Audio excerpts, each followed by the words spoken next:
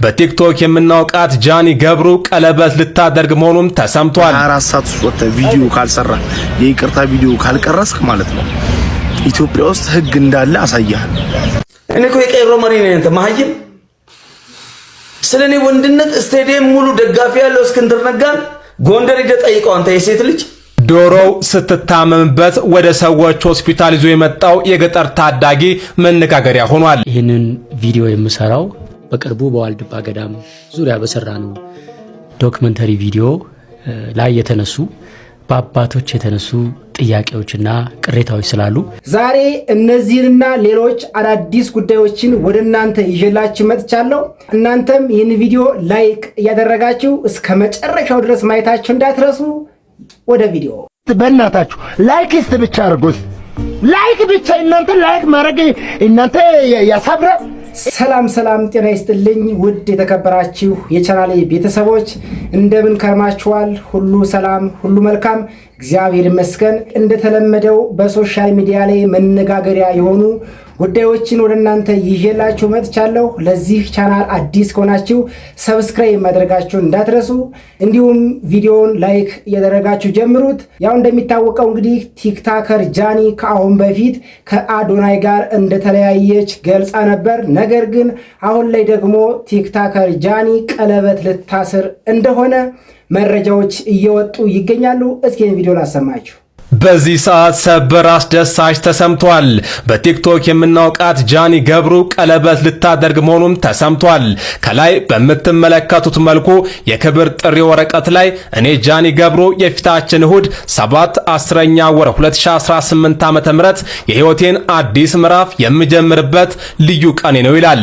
በዚህ አጋጣሚም ከቀኑ 8 ሰዓት ተኩል ጀምሮ በመድኃኔዓለም ሞል በሚገኘው አዳራሽ በተዘጋጀው የቃል ኪዳን ስነ ስርዓት ላይ በመገኘት የደስታዬ ተካፋይ እንድትሆኑልኝ በታላቅ ክብርና ክብሮት እጋብዛለሁ የሚል መጥሪያን ጃኒ ለወዳጆቿ አስተላልፋለች።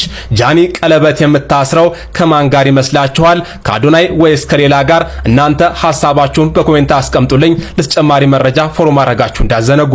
እናንተስ በዚህ ጉዳይ ምን ትላላችሁ? ቀለበት ልታስር ያሰበችው ከአዶናይ ጋር ነው ወይስ ከሌላ ጋር? እስኪ ግምታችሁን በኮሜንት ስራ አስቀምጡልኝ። ሌላው በሶሻል ሚዲያ ላይ እጅግ ውዝግብ የፈጠረው የናሆም ፎንቴና የቲክቶከር ማሚ ጉዳይ ነው። እስኪ ላሰማችሁ። ይህን ቪዲዮ ካየሁት 2 ቀን ሆኖኛል። እስካሁንም ዝም ያልኩ ህግ የያዘው ለህግ አሳልፌ ስለሰጠሁት ነገር ህግ የያዘው ነገር ስለሆነ ነው። በጣም ትልቅ የሆነ ስም ማጥፋትና ከኢትዮጵያዊነት ጋር ከባህል ጋር በጣም የሚጻረን ነገር ነው። እኔን ያልከኝ በጣም ትልቅ የሆነ ስም ማጥፋት ነው። ስለዚህ በ24 ሰዓት ውስጥ ቪዲዮ ካልሰራ የይቅርታ ቪዲዮ ካልቀረስክ ማለት ነው ኢትዮጵያ ውስጥ ህግ እንዳለ አሳያለሁ። እንግዲህ ቪዲዮውን እንደሰማችሁት ነው። ናሆም ፎንቴ በ24 ሰዓት ውስጥ የይቅርታ ቪዲዮ ካልሰራ ወደ ህግ አካል እሄዳለሁ ብሎ ቪዲዮ ለቆ ነበር። ነገር ግን ማሜም ለዚህ ቪዲዮ የራሱን ምላሽ አጋርቷል። እስኪ ላሰማችሁ። እኔ እኮ የቀይሮ መሪ ነኝ። አንተ ማህይም ስለኔ ወንድነት ስቴዲየም ሙሉ ደጋፊ ያለው እስክንድር ነጋን ጎንደር ሄደ ጠይቀው። አንተ የሴት ልጅ የወንድ ቁና ነኝ እኮ ያባገዳ ልጅ ነኝ እኮ ገዴ ሃደራው ማሜ መሆንን አላወቅም እንዴ? ማልጎ ቄሮን ለፈርሲሴም ሲሉማ እናንተስ በዚህ ጉዳይ ምን ትላላችሁ? ሐሳብ አስተያየታችሁን በኮሜንት ስር አስቀምጡልን። ሌላው ብዙዎችን ያነጋገረው የዚህ ህፃን ቪዲዮ ነው። እስኪ ላስመልክታችሁ። ዶሮው ስትታመምበት ወደ ሰዎች ሆስፒታል ይዞ የመጣው የገጠር ታዳጊ መነጋገሪያ ሆኗል። ክስተቱ አንድ የገጠር ታዳጊ የሚወዳት ዶሮ በድንገት ስትታመምበት የሰዎች ሕክምና መስጫ ወደ ሆነ ሆስፒታል ይዞ በመምጣት ሊያሳክማት የሞከረበት እውነተኛና የዋህነት ታሪክ ነው።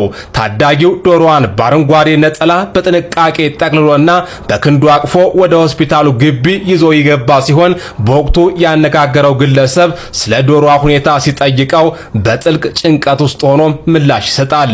ዶሮዋ ከፍተኛ የሰውነት ሙቀት ወይም ትኩሳት እንዳላት፣ ክንፎቿን እንደጣለችና ሆዷንም እያመማት እንደሆነ በልጹህ ህሊናው ያስረዳል። በቦታው የነበረው ቪዲዮን የቀረጸው ግለሰብ ታዳጊው በማረጋጋት ይህ ሆስፒታል ለሰዎች ብቻ የሚሰጥ የህክምና ተቋም መሆኑን ያስረዳዋል። ኮሜዲያን እሸቱ መለሰ በዋልድባ ገዳም በሰራው የዶክመንተሪ ቪዲዮ ላይ አባቶች እንደተቆጡ ብዙዎቻችሁ ታውቃላችሁ። ያንንም አስመልክቶ ኮሜዲያን እሸቱ መለሰ ምላሹን ሰጥቷል። እስኪ ላሰማችሁ። የዋልድባ አብረንታንት ገዳም አባቶች ኮሜዲያን እሸቱ እባላለሁ። ይህንን ቪዲዮ የምሰራው በቅርቡ በዋልድባ ገዳም ዙሪያ በሰራ ነው ዶክመንተሪ ቪዲዮ ላይ የተነሱ በአባቶች የተነሱ ጥያቄዎችና ቅሬታዎች ስላሉ ለዛ እንግዲህ የምንመልሰውን ለመመለስ ይቅርታ የምንጠይቀውን ለመጠየቅ የምናስረዳውን ለማስረዳት እንደ ልጅነታችን አባቶቻችን እንዳይቀየሙን እንዳያኮርፉን ከእግዚአብሔርም በረከት እንዳናጣ በጣም በርካታ ነጥቦች ተነስተዋልና ለነዛ መልስ ለመስጠት ነው። ቪዲዮን የሰራ ነው በዋልድባ ዳልሻ ኪዳነ ምሕረት ያለውን የመጠጥ ውሃ ችግር ለመቅረፍ በሀገረ ስብከቱ ሊቀ ጳጳስ በብፁዕ አቡነ እስጢፋኖስ በተጻፈልን ደብዳቤ 3 ዓመት በቃልና በደብዳቤ በቆየ ወረፋ መሰረት ነው። የውሃ ችግር መኖሩን በደንብ አድርገው ጠቅሰው ቢሰራላቸው ደስተኛ እንደሆኑ ጠቅሰው ይህንን ደብዳቤ ወደ ዶንኪቲዩብ ጽፈዋል። ሌሎችም የሚያስፈልጉ መስፈርቶችና ደብዳቤዎች በሙሉ ከተሟሉ በኋላ ነው ወደዚህ ገዳም ለስራው ይሄድ ነው። እንግዲህ አባቶቻችን ያለ ምክንያት ይህን ጥያቄ አላነሱም። ስለዚህ ካነሱት ጥያቄ በጣም ብዙ የወሰድነው ትምህርት አለ። እንዲሁም ደግሞ በይፋ ይቅርታ ልንልም የምናምንበት ጥፋት አለ። ስለዚህ እነዚህን ሀሳቦች ለምንወዳቸው ለምናከብራቸው አባቶቻችን እንድታደርሱልን አደራ ላለው። የመጀመሪያው የአባቶቻችን ጥያቄ ይሄ ነው። ብዙ አህዛቦች መነጋገር ያድርገውታል። ከዛ አንጻር የተነሳ ስለ ቋርፍ የተነሳ ትችት አለ። በአባቶች ላይ እስከ መሳለቅ ድረስ የተገለጸበት መንገድ ይመስለኛል።